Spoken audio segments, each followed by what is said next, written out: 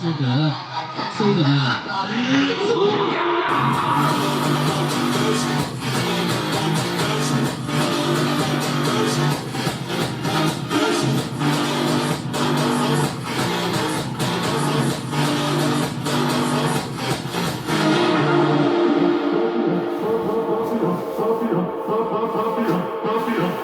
天上天下唯我独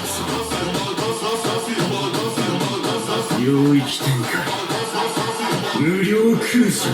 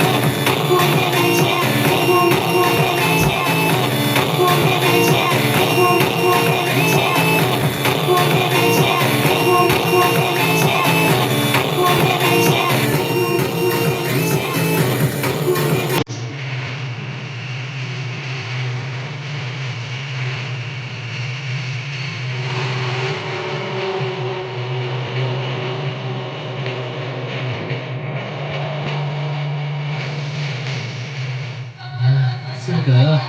そうだな。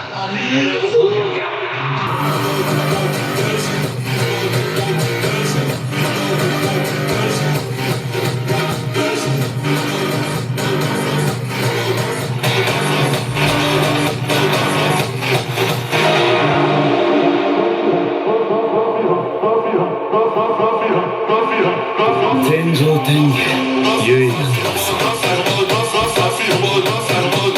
領域展開無料空想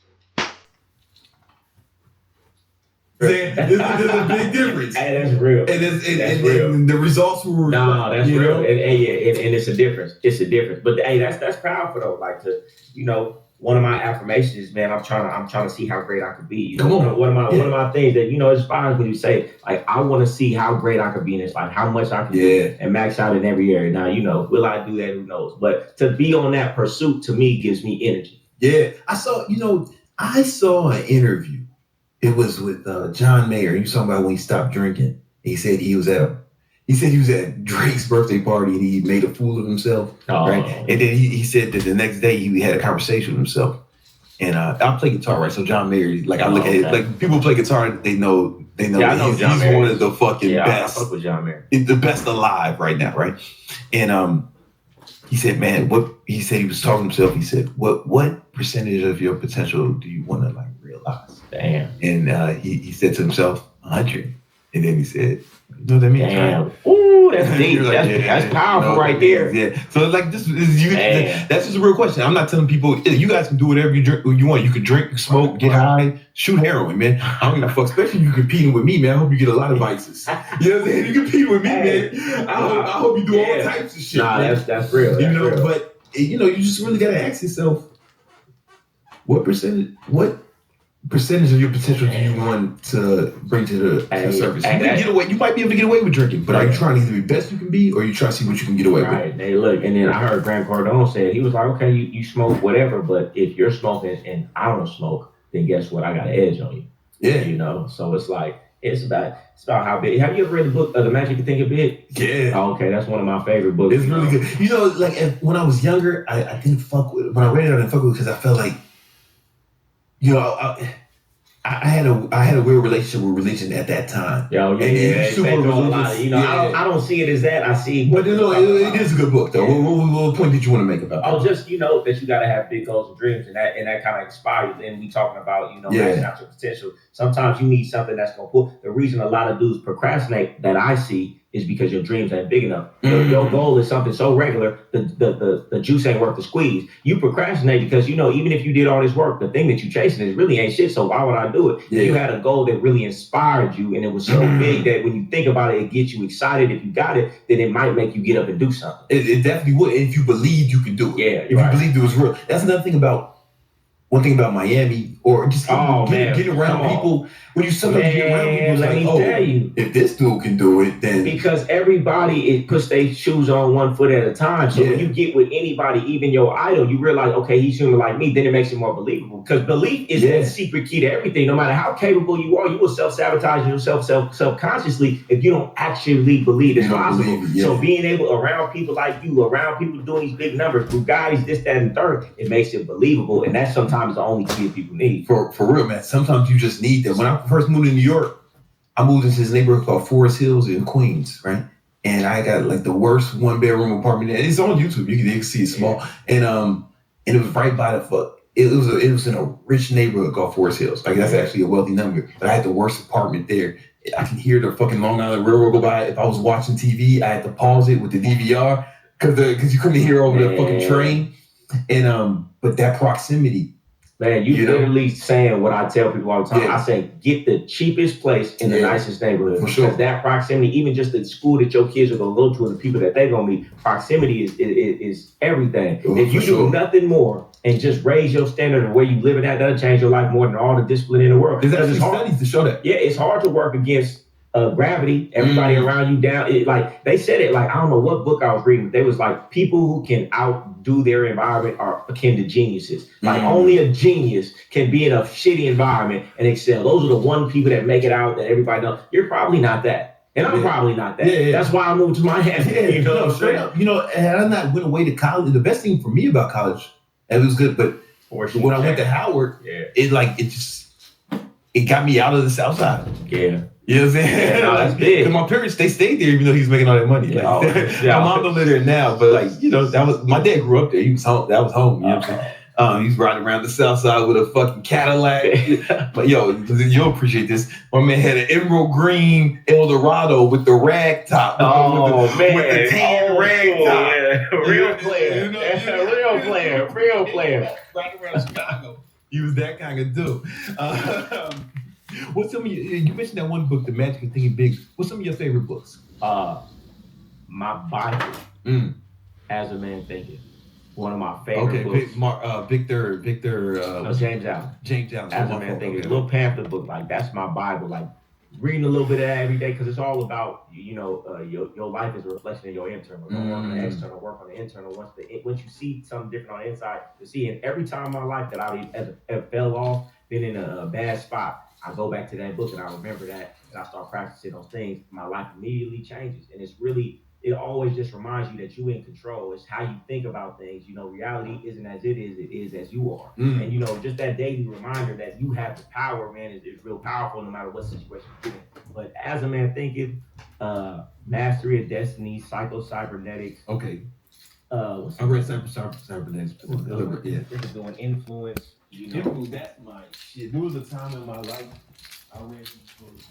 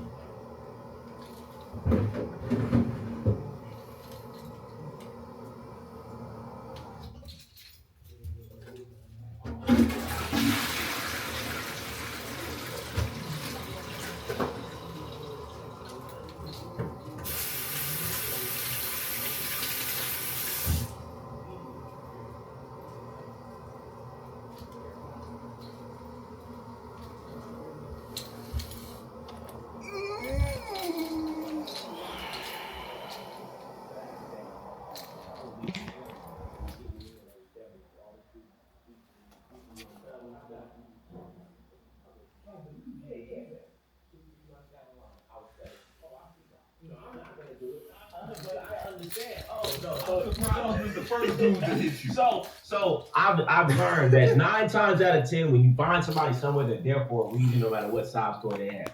Yo, every girl told me she got beat by a dude.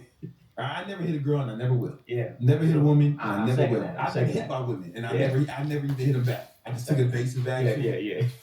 Floyd Mayweather. Oh, hey, that's over, man. You act like you know what you're doing. You act like you know what you're doing with that. And so just take evasive action. However, there always came a point where I was like, oh, yeah, that nigga just didn't have as much restraint as me. He was just less disciplined than me. Yeah. I wouldn't do it. He shouldn't have done it. Yeah. For self-preservation reasons. Yeah, right. But I understand why you got hit. No, for sure. I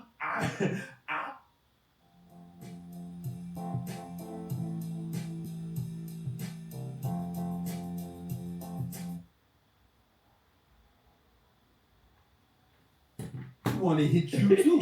I'm not going to do it. Put myself in that situation. You know what I'm saying? Because I got discipline and I have self-restraint. And you know, thought of the consequences. Yeah, everyone would have thought of the consequences. It's not something I'm going to do, you know. However, you see why. Well, that's why I say, like, avoid the unhappy and unlucky. Man, a lot of these dudes are coming to save these women, not understanding. She's in that position because of her. She's going to bring that into your life. Hey, listen, I heard some cold ones. I can't remember where I read it, but they said, if you stop somebody's karma, like they put themselves in a fucked up situation, right? And you're trying to save them out. If you try to save somebody from a fucked up situation that they put themselves in, then you're going to get their karma instead of them. And whether it's true, whether it's not, whether you believe in that, I've vowed myself, I ain't pulling nobody out. I've made people weak in my life by helping them out and holding them up and realize I made them weak. Because had I not helped them, they would have had to become strong themselves. And the reason I am who I am is because nobody helped me. So I almost robbed them of that so long that atrophy kicked in, and now they're homeless because I was because I loved them the real shit. So now I will. Now what I do is I will help you help yourself. Yeah. I will help you help yourself. I will give you the information. I will give you the books. I will give you the motivation, but I will not help you You because I can't feel like drag that's hurting people you. across the finish line. That's a fact. You know what I'm saying? You can't drag. That's why, like, people hit me up. Oh man, how do I motivate my cousin or my brother? You don't, man. You be the example. You set the example, and if they want to ride, they ride. And I tell a lot of people this too, man. The best thing you can do to motivate somebody, like you said, be the example. Mm-hmm. But hey, man, you're not even that far along the path anyway. So you're trying to tell him something because you're 2 steps along the path, right? You're not making it attractive enough. If you came and was the rich